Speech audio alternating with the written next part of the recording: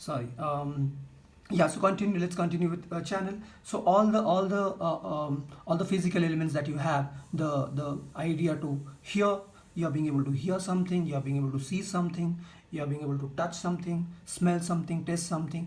These things work as um, work into the framework of how we look at a medium. We say audio-visual medium. We say that it's a print medium. We say that this is purely an audio-based medium, or it's a completely visual medium. In newspaper, you read something. It has got something to do with seeing. In radio, you get to hear purely. So your hearing capabilities or your seeing capabilities helps you read through the message that is there. The fact that you touch a painting and you say that okay, whether it is or you see, for that matter, you see and touch whether a certain kind of a color is used. Then you smell, let's say for example, there is the fact that you can differentiate between an odor and aroma helps you differentiate between this, right? So you are using your nose so your nose becomes a channel to understand what kind of content is presented in front of you. Tasting, again, with food, if you can find a food spicy or hot as against something that is cold and sweet, the differentiation is possible because you are using your tongue to do so, right? So these are mediums which help you, or these are media which helps you understand or navigate through whatever content that is offered to you. So using those things, the receiver, or you or me for that matter, the consumer who is at the receiving end, kind of decodes the material. So that brings me to the next segment, that is receiver, or the next element of Berlo's model communication, that is receiver. So what are the key requisites, or what are the key things, key factors that goes into the framework of creating a receiver, or defining who the receiver is? First one is communication skill. The communication skill is equally important as the communication skills of a source. If the receiver doesn't carry the similar amount of communication skills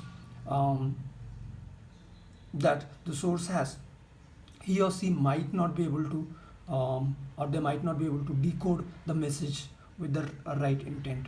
So the way they have everyday dialogues, the way they observe things, the way they have over a period of time acculture themselves with certain materials would help them understand and navigate through the content in a far effective way as against somebody who lacks communication skill. So they have to understand the precision of the material. They have to understand why the source or the sender has offered this kind of content, how they have you know how they have presented this material. Second is attitude. um, Again, whether you are open, it's the same, almost the same things that the source has. Your attitude, whether you're open or closed, your attitude, what you have, what has governed you over a period of time. The way you look at things, your perspective around things would help you decode the message in a lot better way as against somebody who has been closed, or who has not helped himself or herself over a period of time with different kind of attitude building exercises, or your very way you look at things on an everyday basis.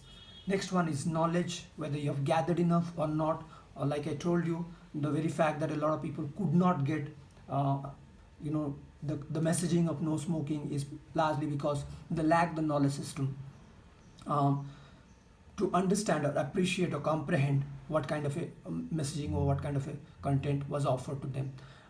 Whether you have read enough, whether you have met a lot of people from different backgrounds, from various ethnicities, whether you have traveled enough or not. So when I talk about knowledge, I'm not talking about bookish knowledge all the time. I'm talking about knowledge, everyday knowledge that you gather from all kind of sources. It could be television news, it could be the cinema that you watch, or the documentary films that you have seen, or the music that you listen to, the kind of books you navigate towards easily to read, whether these are fiction, non-fiction, whether they are Indian, whether they're European American, whether they're classics, they're contemporary texts. What is the author trying to offer us, and what kind of material? In order to understand or comprehend the material in a better way, you need to develop your knowledge system. You need to work on your knowledge system. So the onus is equally on the receiver. Um, Otherwise, what would happen is you'd always expect the source to offer you content which is extremely easy to navigate. So we are not pushing our boundaries of knowledge. We are not trying to understand why it is so crucial or important for us to develop a knowledge system. The more knowledge we have, the more time and effort we put in terms of investing into our knowledge system would help us grow better, grow holistically, stay open. Our attitude should open. If we travel and we meet more number of people, we are more likely to become more knowledgeous, uh, and we would be in a better state to understand and comprehend materials that are given to us. Um, the very fact that you want to grow, or there is some amount of enriching knowledge that is around us, if you're open to it, then you would slowly start getting into that framework or the structure. Last but one point is the social system. The social system, again, like I told you in case of the source, is the one you're born into. Your caste, class, uh, whether you have gone to the best of the schools, whether you got an opportunity, whether you created certain opportunity for yourself, all those kind of things largely defines what the social system is. What are we born into, how we are navigating through, whether we adhere to that social system or we try to break away from it and create our own based on our understanding and logic, would define whether we would be able to decode the message in the right way or not. Many a times we see through the fissures of or the problems of a certain social system because we are born into it, or we have experienced it. So if depending on whether it is good or bad, we can accept or reject. Last part is the culture part. Okay. Again, reflects upon from where you come from, what kind of a culture you're born and brought up with, and what kind of a culture you are getting into. uh, so every small little nuances that helps you observe life in a better way. Whether you are, whether you come from the eastern part of the world, whether you come from the western part of the world, what are the significant cultural aspects of your part? I very strongly feel that we can create global content only when we go extremely local. We look inward, we go deep into our own system and culture and try to see the good and the bad of it. It's like an experiment that you do on an everyday basis whenever you are. If you're keenly, you're somebody who keenly observes, you can understand whether the whatever the culture is offering, whether it is actually good for the mankind or not. Remember, we all have a larger role to play in the society. We cannot restrict ourselves just to the regular ways of studying, doing a job, getting married, raising a family, and then die. There is a certain amount of social responsibility that we have. So in order to fulfill those social responsibilities, it is extremely key that we pay attention to the culture that we come from and the culture that we carry forward with us. That would help us, what Berlo says, that would help us understand the message in the best possible way. Um, let's look at the criticisms of Berlo's model of communication. There are a few. First is there is no concept of feedback, so the effect is not considered. Okay, a linear model, remember, there is no scope for feedback. Second is there is no concept of noise or any kind of barriers in the communication process. Um, the attention is not paid. Berlo has not paid any attention to kind of help us look through the barriers in the communication process, because there are always so many barriers that are there when we talk about the process of communication, or the concept of noise for that matter, uh, that hinders the material to be transferred from the source to the receiver. Third is it is a linear model of communication. There is no two-way communication, very understandable, because there is no concept of feedback. There is no circular motion where communication flows from one to another and continues in a cyclical process.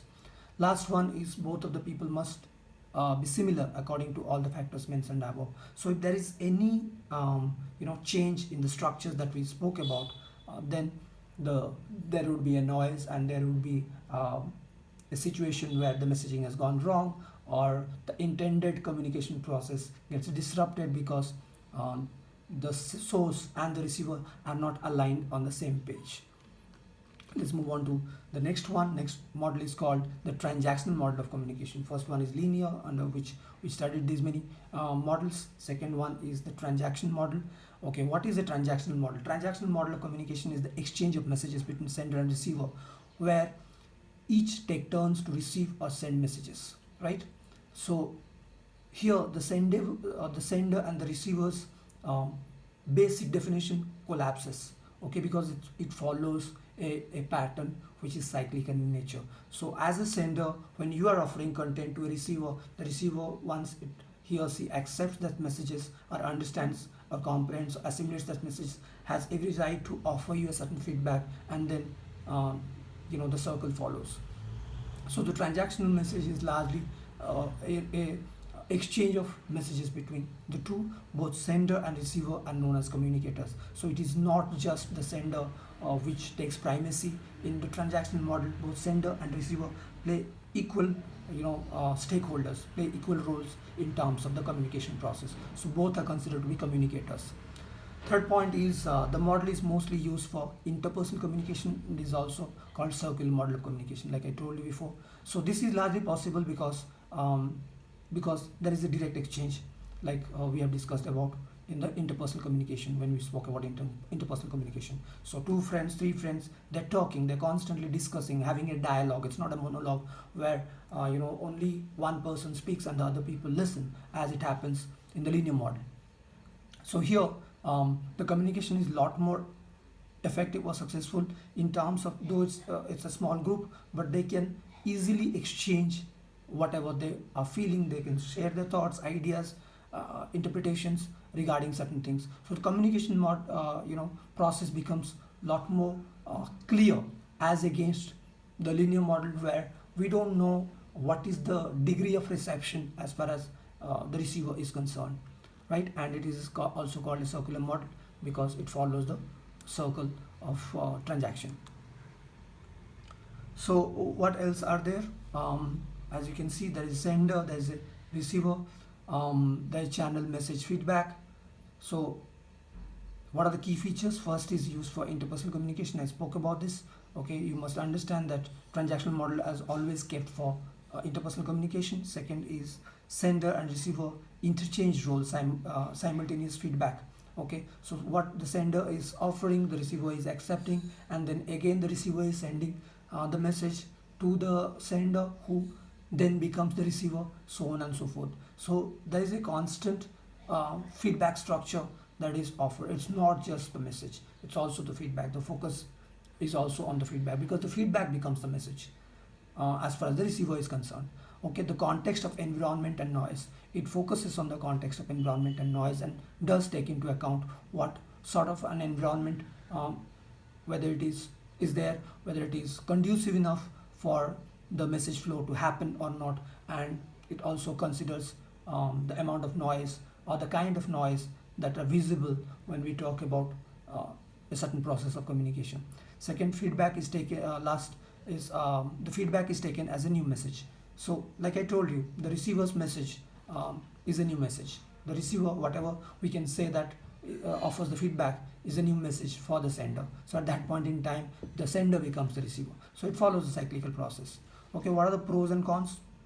First one is simultaneous and instant feedback. So you don't have to wait forever in order to see whether whether whatever you have to say, whether it has reached the source or not. So it is constant. Second, no discrimination between sender and receiver, unlike in the linear model where there is a certain hierarchy in terms of knowledge transfer. Only the sender can pass on the message to the receiver, and it stops there. Here, both the sender and both the sender as well as the receiver are playing the roles of communicator and simultaneously exchanging roles. There is no discrimination between the two. What are the disadvantages? It encourages non-verbal communication most of the times. So largely there is a problem with that. Second is more noise due to communicators talking at the same time. If both of them are simultaneously talking, one person is not listening to the other, then there is a disruption, there is more noise. A message transfer is not successful because both of them are communicating, engaged in the process of communication simultaneously. So if one person speaks, the other person listens, and then the person tries to assimilate whatever message has been given to, and then passes on, there is no issue. But if both of them are constantly talking, then it could lead to argument, it could lead to every kind of noise that are there. So these are the disadvantages. So let's look at the transaction models. Okay, as you can see, so both, as you can see, both the sender and the communicator are both the sender as well as the receiver play the communicator. So the communicators are both the ends, and they play the role of co-creators in the meaning making process or the message making process. Okay, and what are there is a social context that you can see, there's a physical and psychological context, there is a cultural context, and there's the relational context. Social context is the framework in which they are discussing that material, or they're discussing whatever message they want to talk about. Okay, physical and physiological context, where they are based physically. Okay, if they're navigating, for example, I could be from India, somebody else could be from Europe, we both come from different kind of physical backgrounds, and it could, in the process of discussion, these things can crop up. Psychological context, how much of understanding, or how much of cognitive values have gone into both of us, both the sender as well as the communicator 1, communicator 2 has gone into it, would also help us understand whether this message or the discussion is fruitful or not. Next is the cultural context. Cultural context, pretty much like the social context, helps us understand, like we spoke about culture, so what cultural background we come from, or we would carry our ideas equally forward. Okay, whatever we are born into, whatever culture we are growing into, or we are a part of, would help us. It helps define us, and it's not just helps define us, it helps us in comprehending the message. Yeah, there is a noise if both of us mostly are from different cultural contexts, and we are not ready to agree upon or disagree upon in a certain space which is cultural in nature. Okay, so whatever baggages we carry would define whether the message making can be possible or not. If there are completely two different kind of individuals who come from two different ends, and I'm not talking just about the physical ends, every kind of possible ends would throw some light on whether this is going to be successful or not. Last is relational context. When we talk about relational context, what we must focus on, whether there is any factor of relationship that can be established between communicator 1, which is the sender, and communicator 2, who is the receiver, vice versa. So whether they can relate to the discussion that they are having, whether they can, both of them can relate to the message part. So the sender, with all its intent, with all his or her intent of putting out a successful message, might not be successful at the end of the day if the receiver cannot relate to the message, or cannot relate to whatever content is offered to them. That's why I said, I spoke about, gave you the example some time back about no smoking. If the very approach or the treatment is European nature, if the treatment is the realistic in nature, from the sources end, the receivers who are used to a pattern of understanding populist dramas, or easy to navigate through stories, they might not be able to connect, because this is something that is way beyond their understanding or comprehension. So the first one is called the Shannon and Weaver. One second. Yeah. So Shannon and Weaver model of communication. It's also called as information theory. Let's see how this model works. Okay, Shannon and Weaver model of communication was created in 1948 when Claude Eldred Shannon wrote an article, A Mathematical Theory of communication in Bell System Technical Journal with Warren Weaver. So there are two people here, Claude Elwood Shannon and Warren Weaver.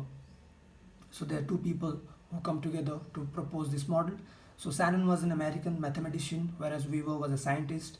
Mathematical theory later came to be known as Shannon-Weaver model of communication, or mother of all models. There is a reason why it is called mother of all models. Let's see what are the features of Shannon-Weaver model. Okay, it also follows more or less the same elements. It carries the same elements, and let me just read through the material.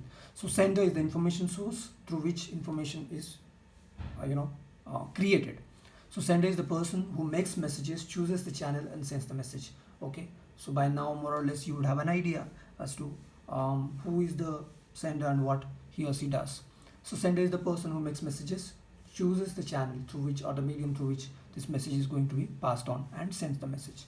Encoder, transmitter, because it's a mathematical model they're broken it down to this. So encoder, transmitter. Encoder is the sender who uses machine which converts message into signal or binary data. It might also directly refer to a machine. Okay, so sender passes on the message to the encoder, who uses a machine which converts message into signals. So whatever message you have, they are transferred into electronic signals or binary data. For example, I'm making a film, but I'm using a camera to record that information. So when that the recording that happens inside the camera would work as a transmitter, is converting whatever we have into electronical signals or binary data. And it could be a television, it could be a camera, it could be a radio, whatever we are putting forward. So it might also directly refer to a machine, as Shannon-Weaver model proposes. Third is the channel is the medium used to send the message. So he says that through which this message is passed on could be defined as channel. Next one is decoder, receiver. Decoder is the machine which converts signal or binary data into messages, or the receiver who translates the message from the signal. So remember, these are electronic data. He's primarily focusing on that. So they are primarily focusing on that. So this material, this message that we talk about, the communication message, is converted into electronic signals or binary data, both from receivers end from the sender's end to the receiver's end, and is passed on. And there is a translation of message to signals and signals to message that happens both in the encoding as well as the decoding process. Next is the receiver or the destination. The receiver is the person who gets the message or the place where the message must reach. The receiver provides feedback according to the message. So whatever had been the message making process, how the receiver or the destination is going to receive, or how they're going to decode, would help. So the last two stage, if you would see but one stage, the receiver or the destination is the one who is going to offer feedback according to the message whatever has been offered by the sender. Last one is noise. Noise is a physical disturbance like environment, people, etc., which doesn't let the message get to the receiver as what is sent. So the way the sender has encoded the message, if there is noise because of physical disturbances of any kind, it might not reach. For example, because of bad weather now, you have underground wiring that happens most of the times, and data is transferred to you, so you are not familiar with it. In 90s when we grew up, we had television antennas, and because of bad weather sometimes the signal goes off and it's unable to receive the electronic signal in the proper way, and we can't see whatever is there in television apart from a lot of noise. So that was because of the noise, that was because of the physical disturbances that are created because of bad weather or so on and so forth. Sometimes it's just people, like I told you, if there are two people who are constantly talking and neither of them are listening, there is noise. So it could be environment, it could be people, whosoever creates a physical disturbance doesn't let the message get to the receiver the way it is sent to the people. So Information source, message transmitter, signal receiver, message destination, noise and source, and there is a feedback. As you can see in the diagram, there is an information source, there is a transmitter, there is a receiver, there is a destination, and there is not a noise of the source. So, and it follows a, you can see a half cycle, right? So once it reaches the destination, once the message reaches the destination, the receiver is going to send feedback back to the information source, and then they are going to channelize or process this information and put it across as message through a transmitter, which encodes the material as binary data or electronic signals, and then sends it to the receiver. Before that, there could be another machine which could be decoding that message or the material for the receiver. Like for example, we record a certain material. Right now I'm recording this material and through my mobile phone using the laptop, and once it is uploaded on cloud, you are going to use this material for your studies. Now this entire process, remember that whatever information I am sharing right now is something that you are accepting. In between the process that happens is a transfer of binary data, is a transfer of electronic messages. So this is what largely follows the model. Sorry. Okay. So we are going to stop here, and then in next session we'll continue with the next model. Hope this session has been useful. There's a slight disruption in between. I'm sorry for that. And then I'll see you in the next session. Thank you so much.